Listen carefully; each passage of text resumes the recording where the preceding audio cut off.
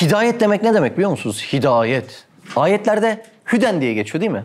Hüden lil muttakin. Ne demek oluyor? Manevi şifa. Evet, manevi şifa, hidayet. İnsanın tevhide varması, hidayet. Şirkten kurtulması, hidayet. Hidayetin bugün başka bir manasını konuşalım mı? Hidayet demek, nefsi firavunluktan, nemrutluktan, şeddatlıktan kurtarmak demek. Şimdi nefis diyor ki, bak diyor ben kendimi yönetiyorum, kimse bana karışamaz. Bunun çok güzel bir Türkçesi var, canım ne isterse. Nefse ne diyor Sinan adam? Canım diyor, canım. Allah Allah. Senin mücadele edeceğin nefse ne diyorsun? Canım, cicim, böbreğim, ciğerim, kuşum, bülbülüm, sümbülüm. Böyle nefis mi sevilir ya? Kardeşim farz diye bir olay var diyorsun. O adam ne diyor karşılık? Canım ne isterse, canım. Benim bir canım var diyor. Şimdi nefis böyle giderse ne olur biliyor musun? Allah, firavunluktan hidayetin nuruna erişemez. Allah'ın ayetlerini çarpık anlayan adamlara dikkat edin. Allah bizi onlardan etmesin. Mutlaka nefisleri karışıyor. İstisnasız ya. İstisnasız nefisleri karışıyor.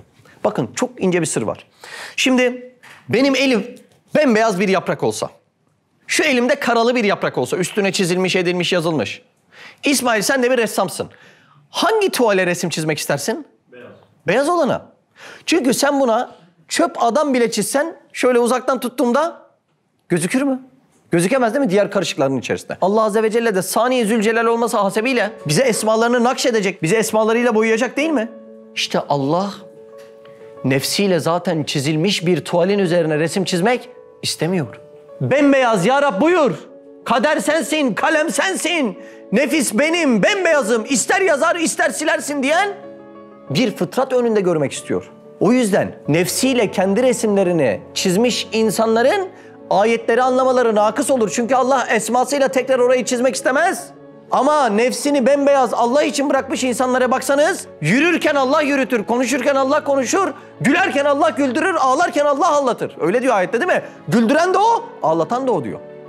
Allah nefsi bembeyaz tuval olarak kendisine saklayan kullarının her adımında arkalarına destekçi olur. Ama nefsine güvenen firavun meşrep insanlara der ki, haydi kıyamet vakti, şimdi söyle nefsin neye güveniyorsa çıksın da sana yardım etsinler der. O yüzden nefse kendisinin esas malik olmadığını bildirmek lazım. O canım dediğin nefis var ya canım, cehennemde ciğer olur, kebap olur demek lazım, onu bildirmek lazım. Yoksa ne olur biliyor musunuz? Nefis kendi sultanlığını ilan eder. Hele bir de serveti varsa, makamı varsa, dünya yönetimi varsa üstüne ne yapar biliyor musunuz? Allah'ın mülkünü gasp eder, gasp. Yani Allah'ın mülkünde hırsızlık eder. Ben kendi malımı yiyorum, kime ne? Öyle olmuyor mu? Bu benim bedenim, kime ne? Öyle olmuyor mu? Bu benim yaşantım, kime ne? Kime ne olur mu ya? Nefis senden değil, nefes senden değil, dünya senden değil, güneş senden değil, bulut senden değil. Belli ki biri bunları yaratmış, seni de göndermiş bir proje için. Bu kadar aciz bir ahvalde bunlar benim kime ne demek ne demek? Allah'ın malını gasp etmek demek. Neyini gasp ediyorsun Allah'ın? Gözünü. İstediğim gibi bakarım, kime ne? Kulağını. Ben istediğimi dinlerim, kime ne? Allah'ın dilini gasp ediyorsun. Kardeşim ben hürüm, özgürüm, konuşurum istediğim gibi, kime ne? Bu nefsin gemlenme zamanı gelmiştir. Şimdi nefis bu mallar mülkler benimdir diyor ya. Tam orada bir kurtarıcı geliyor. Ramazan ayı. Kilidi bir vuruyor. Nefis anlıyor ki bunlar benden değil, istediğim gibi yiyemiyorum diyor. Ne oluyor? O hükümdarlığını, o despotluğunu, o himayesini gitgide kaybediyor. Şimdi bakın bir nefis. Firavunluğa aday, bunu anladık. Şeddatlığa aday, Nemrutluğa aday. Bir nefis her elini uzattığında oruçsun. Oruçsun. Oruçsun cevabını alırsa işi sonunda pes eder. Der ki tamam anladım, bunlar benden değil. Her gözünü ulaştırdığında oruçsun, her kulağını bulaştırdığında oruçsun, her dilini yanaştırdığında oruçsun cevabını alırsa anlar ki tamam bunlar benden değil. Ben hürüm ama kul olduğum ölçülerde hürüm der ve bunu anlar. Şimdi bunu biraz daha derin anlayalım, Üstad Hazretleri'nin tabirleriyle anlayalım ve 4. nüktenin anahtar kelimesine, serlevhasına nefis diyelim. Çok keyifli dersler ha. Bak inanın muazzam dersler yani. Pür dikkat dinleyin. Buyurun. Bismihi Subhanehu. 29. mektup Ramazan Risalesi 4. nükte. Ramazan-ı Şerif'teki oruç, nefsin terbiyesine baktığı cihetindeki çok hikmetlerinden bir hikmeti şudur ki. Şimdi orucun hikmeti sayısız. Nefsin terbiyesine bakan da çok. Peki terbiye ne demek? Terbiye ona uygun şekli ona verebilmek demektir. Şimdi şunun ağacı var ya ağacı. Şu masanın ağacı neydi? Terbiyesizdi ya. Kestiler, biçtiler, verniği vurdular, zımparayı vurdular. Ne oldu? Terbiye oldu ve istenilen şekli aldı. Şimdi nefiste de böyle bir ahval var. Nasıl bir ahval? Terbiyesiz. Yani istenilen kıvam, istenilen şekil henüz nefiste vuku bulmamış. Şimdi atlar nasıl terbiye edilir? Önce yemi çekersin. Sonra gemini çekersin. Hatta böyle at seni dinlemezse, atasözü vardır. Şimdi çok şaşıracaksınız. Ya bu atasözü bu muymuş diyeceksiniz. Gemi azıya aldı derler.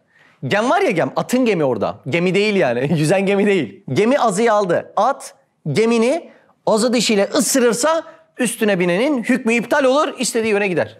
Nasıl olursa bunu yapabilir at? Güçlü ve kuvvetli olursa bunu yapabilir. Peki sen ata hakim olsan ne olur? At elbet istediğini dinleyecektir. Ama atla karşı karşıya geleceğim de at güçlü, at. Ne yapmam lazım? Önce terbiye etmem lazım. Yani yemini çekmem lazım. Bakın bizim nefsimiz at gibi. Ramazan'daki şu hikmete bakın. Şimdi eskiler nefsi nasıl terbiye edermiş biliyor musunuz? Allah Allah, şu kaideye bakın. Kılleti taam, yemekten kesmişler. Kılleti kelam, konuşmaktan kesmişler. Kılleti nevm, uykudan kesmişler. Demişler ki bu nefse bunlar fazla. Beter olsun demişler. Allah Allah. Bunu ne için yapıyorlar peki cihat? O nefse binip istediği yere götürebilmek için. Şimdi bakın Risale-i Nur'da çok ince bir sır var. Çok ince ya. Nedir biliyor musunuz bu sır? Nefsi öldürmek, mahvetmek, perişan etmek, köşeye çöpe atmak yok. Çünkü nefisteki cihazatlar var ya, gözler, kulaklar, diller. Bunların hepsi Allah Azze ve Celle'yi tanımak için verilmişse benim gözü kör etmem bir eksiklik olur. Çünkü Allah beni tanı diye vermiş. Benim kulağı sağır etmem ne olur? Eksiklik olur. Beni tanı diye vermiş. Demek ki ben bunları istediğim yöne sürüklemem lazım. Yani bu asırda bir insanın nefsini öldürmek değil, üstüne binip istediğin yere sevk etmek var. İşte oruç tam bunu sağlayan muazzam tesirli bir sihir gibi adeta. O atın gücünü, enerjisini önce elinden alıyor.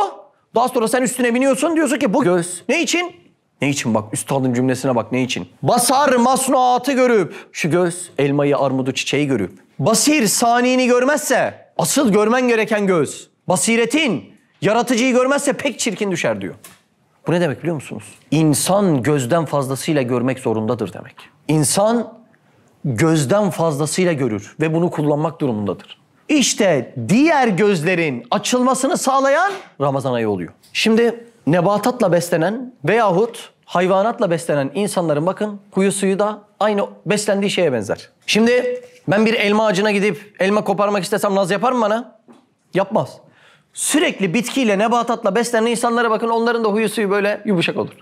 Peki ben bir tane şöyle, neydi o Gökhan Hollanda'da sizin o ineğin adı? Belçika mavisi. Kaç kiloydu o? Vardır ya 300-400. 300-400 kilo Belçika mavisi. Ben gidip onunla bir makas alsam desem şu bonfileni bana ver. Kolay verir mi? Vermez. Hele bir beni yakala der, hele bir yatır der, hele bir kes der değil mi? İşte o yüzden sürekli etle beslenen insanlara baktığınızda biraz zor mizaçlı insanlar olurlar. Demek ki insanın beslenmesi de mizacıyla çok ilişkili. Doğru mu? İnsanın mizacına iki şey etki eder. Bir, gıda, iki, iklim. Bu ikisi çok etki eder. Şimdi buna bir delil de aslında hınzır etiyle beslenen insanlardır. Bakın hınzırda bir özellik vardır. Hırs vardır, inat vardır. Hınzır etiyle beslenen insanlara dikkat edin. Teknolojide çok ileriye gitmişlerse dahi fikir, tefekkür ve inanç olarak orta çağda kalmışlardır. Ne belli? Yani siz sadece teknolojiyi baz alarak değerlendiremezsiniz bunu. İnanç değerlerine bakmanız lazım. Üçleme gibi batıl bir şeye inanırlar. İneğe taparlar. Ateşe taparlar. Bu kadar batıl olaylara inanabilecek kadar bu noktada geridirler. Demek ki baktığında insanın beslenmesi dahi mizacında çok ciddi bir yer alır. Şimdi burada her istediği şeyle beslenip beslendiği şeye benzemeye aday bir nefis varken sen bu nefsi terbiye etmezsen ileriki zamanlarda acaba nasıl baş edeceksin? Şimdi benim bunu terbiye etme vaktimde, affedersiniz nefsi hani bir hayvana benzetelim. Belki biraz anlayalım diye. Şurada küçücük bir kaniş köpeği var. Bir havlar, iki havlar, biraz ısırır. Hiç kaniş ısırdı mı size? Benim arkadaşım vardı, ısırdı böyle topuktan. Böyle iğne soktu gibi oldu. Hıv dedi, ısırdı böyle. Kıskandı herhalde, sahibini kıskanıyormuş. Şimdi baktığında çok acı veren bir şey değil. Ama dayımın bahçesinde beni bir Alman kurdu kovaladı. Ne oldu biliyor musunuz? Zaman çok göreceliymiş. Ya 10 saniye 10 yılmış meğer. Bütün çektiğim acıları o gün tekrar hatırladım. Ve köpekten kaçmayı başardığımda dizimin bağları çözülmüştü. Küçüktüm. O gün bugündür de uzaktan şafiyim. Köpeklerle bir aramda mesafe var. Çünkü tam böyle zinciri yetmediği yerde beni bonfile yapacaktı az kalsın. Şimdi o hale gelen bir nefsi istediğin hakimiyete almak çok güçtür. Demek ki bunu güçsüz bir hale getirmek zorunluluğu var. İşte bu güçsüz hale getirme olayını ne sağlayacak bize? onun en çok beslendiği yeri kilitlemek. Yani mideyi kilitlemek sağlayacak değil mi? Ve bu şekilde nefis ne olacakmış? Terbiye olacakmış. Şu masadan örnek vermiştik değil mi? Terbiye oldu, masa oldu. Şimdi bir odun terbiye olmazsa nereye gider İsmail? Pelet olur, yakıt olur. Bir seferlik yanar. Peki terbiye olup sultana masa olsa yıllarca yaşar. Şimdi biz bu nefsi ya terbiye edeceğiz, sonsuzlukla buluşturacağız. Sultanın masası hükmüne geçecek ya da ben terbiye olmam diyecek. Odun gibi ateşinde bir kez yanacak ve bitecek. Mecburuz. Bu dersler bu cihette çok elzem, çok önemli. Devam edelim mi okumaya? Nefis kendini hür ve serbest ister ve öyle telakki eder. Bakın beyler. Nefis kendini hür isterden kasıt ne biliyor musunuz? Mutlak hür ister. Bakın mutlak hürriyet hayvanda vardır. Ve bunun karşılığı nedir? Vahşettir. İnsanda kısıtlı bir hürlük vardır. Bunun karşılığı nedir? İnsanlar hürdür ama Abdullah'tır. Yani onun bir terbiye edicisi, bir sınırlayıcısı, bir oranlayıcısı vardır. İnsana bu şekilde hürriyet yakışmaktadır. Üstad Hazretleri kamp yaptığı bir yerde çadır kuracakken, üstadım burada karınca yuvası var, buraya taşıyın. Burada karınca yuvası var, buraya taşıyın diye çadırı karınca yuvalarının üstüne kurdurmamıştır.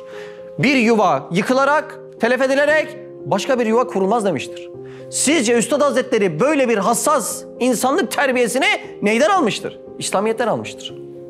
Peki bir atom bombasıyla Hiroşimaları, Nagasaki'leri katledenler, bir neslin akıbetini berbat edenler sizce kimin hükümleriyle hürriyet taslamaktadırlar? Hiç insanlığın içerisine sığıyor mu bu tasladıkları? Demek ki şimdi ortada iki tohum olsa bu tohumun ne olduğunu anlamak için meyve vermesini beklersin. Yani neticesini beklersin. Ortada bir İslam'ın çıkardığı mükemmel bir insan portföyü var. Böyle bir meyve var. Bir de hürriyet diye bize satılmaya çalışılan, insanların güya özgür olduğunu söyleyen ama çarşı pazarlarda aynı insanları pazarlayan ortada başka bir yapı daha var. Bunların neticesine baktığında hangisinin insanın nefsi için, insanın fıtratı için, saygınlığı için, onuru için, gururu için daha güzel olduğunu anlarsın. Ben inanın çok üzülüyorum bak, gerçekten çok üzülüyorum yani. Filan kez alakasız reklamlarda insanların o daha çok satılsın diye bir obje olarak kullanılması bence o insana yapılabilecek en kötü şey. Ortada saygın bir insan var. Ahseni takvim kıvamında yapılmış bir insan var. Bu insan muhabbet edebiliyor. Bu insan şefkat besliyor. Bu insandan anne oluyor. Bu insandan baba oluyor. Bu insandan ahbap dost oluyor. Sen böyle bir insanı alakasız bir şey satılsın diye en üzücü şekillerde insanlara sunduğunda acaba sen bunu bir mal hükmüne koymuş olur musun, olmaz mısın? Benim için çok üzücü bir şey. Demek ki insanların Abdullah olma kıvamında, o noktada terbiye olmasından sonraki insanlıkları çok güzel. Yoksa orman kanunlarıyla hürriyet değil nedir? Vahşettir. Bunun neticesi ortada. Bakın bir şey daha anlatayım. Zamanında merhum Cennet Mekan Kanuni çadır kurtaracak. Tam padişahın otağının baş direği de karınca yuvasına geliyor. Şimdi o amel, hareket ve tatbikatında sürekli Ebu Suud Efendi'den fetva alarak hareket etmiş. Böyle küçük fetvalara, yazılara pusula denir. Pusula göndermiş, cevap almış. Pusula göndermiş, cevap almış. Hatta Ebu Suud Efendi onun kabrini ziyaret ettiğinde bir kutu getiriyorlar. Hep kendi fetvaları. Eyvah o kurtuldu, ben ne yapacağım şimdi diyor. Hep fetvaları o verdiği için. Ona bir pusula gönderiyor. Otağımın direğini karıncalar basınca bir mahsuru var mıdır? Karıncayı kırınca. Ebu Suud Efendi ona cevap yazıyor pusula. Yarın hakkın divanına varınca Süleyman'dan hakkın alır karınca. Böyle bir hassasiyeti, böyle muazzam bir dengeyi insana kim verebilir, kim sağlayabilir? Devam. Hatta mevhum bir rububiyet. Bir dakika. Mevhum. Yok ama var sanıyor. Bu çok önemli. Nefis kendisini mevhum bir rububiyete sahip zannediyor. Bakın. Var mı böyle bir şey? Yok. Buyur oku, devam edelim. Bu mevhum kelimesini bilmemiz lazım. Devam. Ve keyfe me yeşe hareketi fıtri olarak arzu eder. Bakın nefis kendini bağımsız biliyor, müstakil biliyor ya. Bu yüzden mevhum bir krallığım var diyor. Rububiyetim, yöneticiliğim var diyor. Yani mevhum şu demek. Hakikatte böyle bir şey var mı? Yok ama kendisi öyle var zannediyor. Bunu zannedince nefis ne diyor biliyor musun? Şimdi bakın şu söyleyeceğim cümleleri gerek kendi nefsimizde gerek eşrafımızdan çok duymuşuzdur. Diyor ki bir Allah'ın istekleri var, bir de benim isteklerim var diyor. Bak ne oldu? Müstakil bir hal aldı bak. Halbuki şurayı anlasa, bu benim isteklerim dediğim var ya, biz Allah'ın var etmesiyle varız diye anlasa diyecek ki bu nefsin istekleri ancak bir askerin komutanını dinlediği hükmünde geçerlidir diyecek. Değil mi? Şimdi şurayı tekrar anlatmak istiyorum. Nefis kendisinde bu şekilde bir krallık biliyor. Neden biliyor? Her istediği olduğundan dolayı biliyor. Şimdi biz az önce bir şey konuştuk. Tekrar edelim bunu. Bir şeyin sebebini keserseniz sonucu da ortadan kalkar. Nefsin her istediğini elde ettiğini düşünmesinin sebebi ne? Bir sebebi midesi. Yumruk kadar mideye istediği kadar besleyebiliyor. İstediği gibi. Alevli meyveler, kokteyller, bilmem neler. Şimdi sen buradan sebebi kessen, o mideye anahtarı vursan. Nefis diyecek ki ben bir içeyim, içemezsin. Yiyeyim, yiyemezsin. Harama bakayım, zaten bakamazdın. Şimdi daha çok hatırladın bakamayacağını. Bir şeyin sebebi ortadan kalkarsa sonucu da ortadan kalkar. Nefis her istediğini, her istediği zaman uzanamayacağını anlarsa bunun sonucu olan despot bir krallıkta ortadan kalkar ve nefis der ki demek ki ben kendime malik değilim. Beni yaratan başkası var. Şimdi bakın burada çok tehlikeli bir şey var. Nefis ne oluyor biliyor musunuz? Allah'ın iradesine meydan okuyan ikinci bir irade hükmüne geçiyor. Ve buna ne diyor biliyor musunuz nefis? Canım diyor, canım. Ya biz kuluz, bunları yapmamız lazım. Canım ne isterse onu yaparım. Bir de nefse ne diyor? Canım diyor, ciğerim diyor, böbreğim diyor, dalağım diyor. Bakın nefse nasıl hitap ediyor? Sen nefsi böyle şımartırsan nasıl gemlenecek? Ancak Ramazan ve oruç alıyla gemlenecek. Yani şu orucun hikmetlerine bakın. Ortaya baş edilemeyecek ikinci bir insan çıkmak üzereydi nefis. Firavun gibi, Nemrut gibi, Şeddat gibi çıkacaktı. Oruçla onun beslendiği yeri bir gemledin, anahtarı bir vurdun. Dedi ki ben meğer elimi uzatamıyormuşum, demek ben kendime malik değilmişim. Devam edelim buyurun. Hadsiz nimetlerle terbiye olunduğunu düşünmek istemiyor. Hususan dünyada servet ve iktidarı da varsa, gaflet dahi yardım etmiş ise... Anladınız mı? Servet var, iktidar var, bir de gafleti yardımcı oluyor. Evet. Bütün gasıbane, hırsızcasına nimeti ilahiyeyi hayvan gibi yutar. Bakın, tabire bakar mısınız? Nefis Rabbini tanımazsa hırsız olur diyor burada ya. Ve ne gibi diyor? Affedersiniz. Hayvan gibi yutar diyor. Şimdi ben şuradan hayvana bir kemik atsam yutar mı hemen? Çat! Ama bakın bir artısı var hayvanın. Belki minnet besler. Hiç evine hırsız giren oldu mu ya da bir eşyası çalınan oldu mu içinizden? Okulda oldu. Okulda mı oldu? Peki hırsız sonra gelip teşekkür etti mi? Etmedi değil mi? Ya geçen de malını çaldım ama Allah razı olsun senden demedi değil mi? Bakın hayvana kemik atsanız minnet eder. Nefis gasıbane bir şeyi çalarsa dönüp teşekkür de etmez. Yani ne olduk hayvandan da? Aşağı düşmüş olduk. Olguyu görüyor musun? Yani nefsin her istediği olmaya devam ederse malını kendinden bilecek. Dikkat edin malını veremeyenlere. Ortada ne vardır? Sürekli beslenen, her canın istediği verilen bir nefis vardır. Demek bunun zıttıyla davranmak lazım. İnadına vereceksin. Ya burası esas dünya değil ki. Esas dünya ahiret. Burada versen ne vermesen ne. Bırak imtihanı kazanalım burada. Ama ahirette nasıl olacak? Versen de bitmeyecek bir dünyan olacak bunun karşılığında. Öteki türlü nefsin her istediğini yaparsan ve Allah'ın verdiği şekilde sen tevziyat memuru gibi bunları dağıtmazsan ne çıkacak ortaya? Baş edilemeyen bir at çıkacak. Seni istediği yere, yani affedersiniz hayvanca yerlere götürmüş olacak. Allah Allah. Çok tehlikeli. Bir şey daha bilelim. Biz Allah'tan gasp ettiğimiz malı hırsızca yutarsak hırsızın beklediği netice bizi de bekliyor demektir. Bunu da unutmamamız lazım. Şimdi zekatını vermeyenlere dikkat edin. Bir cihette ne diyorlar biliyor musunuz? Benim malım. Ben kazandım, bana aittir. Halbuki hakikati ne? Allah'tan gasp ettiğim mallar onlar. Çünkü Allah başkasının malını senin malın içerisinde sana vermiştir. Onlara ulaştır diye. Çünkü sen bir tevziyat dağıtım memuruydun ama bu gafilane haletten dolayı bunu da unuttun. İnşallah Ramazan oruç mideyi kilitlediği anda bunlar tekrar canlanıp uyanacak. Çünkü beden çalışmazsa ne çalışacak? Ruh çalışacak. Önceden de ruhun çalışıyordu ama bedene hizmetkar olarak çalışıyordu. Akşam ne yiyeyim? Bugün ne içeyim? Ama bunların hepsi kesildiğinde ruhun cihazatı diyor ki ben ne yapacaktım? Tamam, madem öyle esas işimi yapmaya başlayayım. Buyurun devam edelim. İşte Ramazan-ı Şerif'te en zenginden en fakire kadar herkesin nefsi anlar ki kendisi malik değil, memlüktür. Hür değil, abddir. Şimdi beyler çok önemli bir yere geleceğiz. İstediği şeye istediği anda ulaşabilmek insandaki malikiyet duygusunu besler. İnsanın kul olduğunu unutturur, kendisini kral zanneder. Ramazan girince insan helal kazandığına bile ulaşamayınca ben meğer kral değil kulmuşum diye anlamaya başlar. Şimdi bakın, ayın ışığının kendisine ait olmadığını ne zaman anlıyoruz? Ayla güneşin ortasına dünya giriyor değil mi? Bir bakıyorsun ne oluyor? Ay tutuluyor. Karanlıkta kalınca diyorsun ki meğer ışık aydan değilmiş. Neydenmiş? Meğer güneştenmiş. Çünkü ayın ışığı aya ait olsaydı karanlıkta kalmazdı. Sağlık bize mi ait? Bakın ne oluyor biliyor musunuz? Araya bir hastalık giriyor, sağlık gölgede kalıyor. Bize ait olsaydı hasta olmazdık deyip anlamaya başlıyoruz. Güç bize mi ait? Araya bir ihtiyarlık giriyor, gücün kuvvetin gölgede kalıyor. Diyorsun ki eğer bu bana ait olsaydı şimdi de elimde olurdu. Meğer bana ait değilmiş, değil mi? Peki bu rızık, nimetler, mal mülk bize mi ait? Araya oruç giriyor. Yiyeceğin o rızıklarla arana bir mesafe açılıyor ve onlar gölgede kalıyor. Ve diyorsun ki meğer bu rızıklar, nimetler hakiki manada bana ait değilmiş. Hakikaten bana ait olsa istediğim zaman yiyebilirdim diyorsun. İşte bu manayı sen de oruç uyandırıyor, oruç. Hasan Basri Hazretleri bir gün siyahi bir köle görüyor ve diyor ki senin adın nedir? Adım mı? Benim adım sahibim neyle çağırırsa odur diyor. Peki diyor sen nerede kalırsın? Nerede mi kalırım? Sahibim nerede kal derse orada kalırım. Ne yer ne içersin? Ne mi yerim? Sahibim ne ye derse ben onu yerim deyince ben kulluğu bir siyahi köleden öğrendim diyor. Biz de kulluğu biiznillah araya, o nefsimizle araya oruç girdiği anda gölgede kalacak ya nefis. Diyeceğiz ki demek ki esas sahip nefis değilmiş deyip oruçtan öğreneceğiz. İnşallah. Çok önemli bir metafor. Lütfen unutmayalım. Buyurun devam edelim. Emir olunmazsa en adi ve en rahat şeyi de yapamaz. Şimdi en adi şeyi yapamayacağını bir emirle anlıyor insan. Eskiden mesela bir yemeğe giderdik. Sofra sahibi ye derdi, yerdik. Şimdi sofra sahibi ye deyince de para etmiyor. Ve ne diyorsun? Demek ki sofranın hakiki sahibi başka diyorsun. Bir de kevni emirler var, yaratılış emirleri. Yani Allah Azze ve Celle ol demezse parmağını bile oynatamaz. Bakın tıp ne noktaya geldi? Ama doktorlar bile sağlığını koruyamıyor. Ölüme engel olamıyor. Neden?